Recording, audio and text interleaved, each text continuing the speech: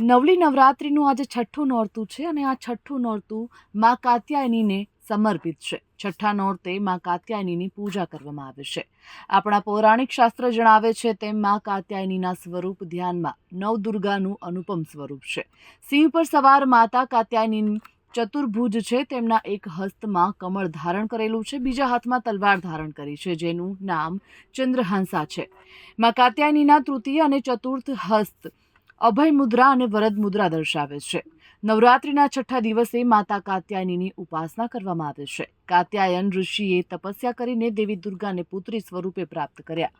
કાત્યાયની દેવીની ઉપાસનાથી 4 પુરુષાર્થની પ્રાપ્તિ થાય છે. તે પાપ નાશીની દેવી છે. છઠ્ઠના દિવસે ફક્ત સાધકનું મન આજ્ઞા ચક્રમાં સ્થિર થતા પરમ શાંતિનો અનુભવ થાય છે. કાત્યાયનીને શોધકોની ઉપાસના દેવી પણ માનવામાં આવે છે. તે વ્રજની અધિષ્ઠાત્રી દેવી છે.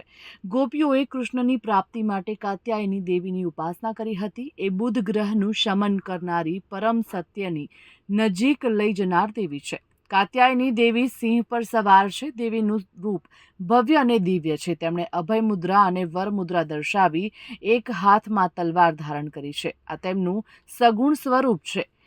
કાત્યાયની દેવીને સાંજના સમયે છઠ્ઠના દિવસે પીળા વસ્ત્ર, હળદર, પીળા ફૂલ અને પીળા નૈવેદ્ય ધરાવવા જોઈએ. માં કાત્યાયનીના પ્રાગટ્ય અંગે એક કથા અતિ જાણીતી છે.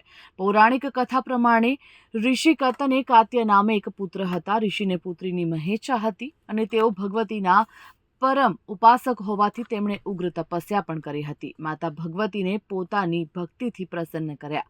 તેમણે દેવી પાસેથી વરદાન ઈચ્છ્યું કે માં ભગવતી તેમની પુત્રી તરીકે અવતરે. આમ દેવી દુર્ગાના અવતાર એવા કાત્યાયની સ્વરૂપે ઋષિ કતને ત્યાં જન્મ્યા અને કાત્યાયની કહેવાયા.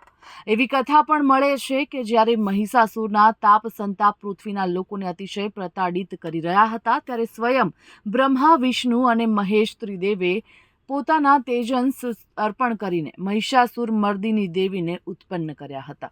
મહર્ષિ કાત્યાયને આ દેવીનું સૌપ્રથમ પૂજન અર્ચન કર્યું. તેનાથી દેવી કાત્યાયની તરીકે પ્રસિદ્ધ થયા. તો નવરાત્રિના 9 દિવસ પૂજા અર્ચના અને 9 દિવસનું મહત્વ જાણવા માટે અમારી સાથે જોડાયેલા રહો.